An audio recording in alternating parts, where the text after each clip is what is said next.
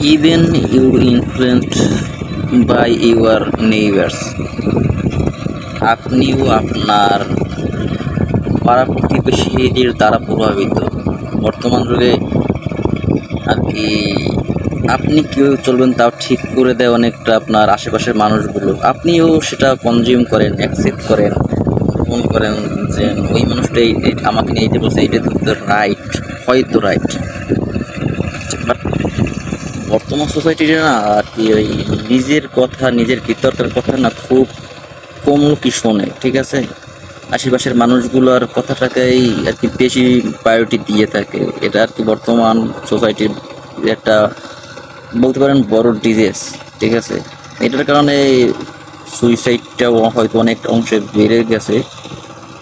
আমাদের দেশের suicide ratio কিন্তু দিন দিন বাড়ছে, যার বড় কারণ একটা আশেপাশের পাড়া পাড়া প্রতিবেশীদের আর কি ইনফ্লুয়েন্সিয়াল কিছু কথাবার্তা।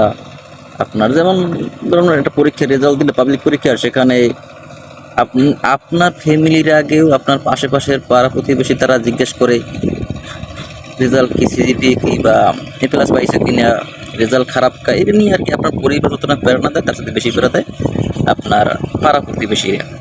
সুতরাং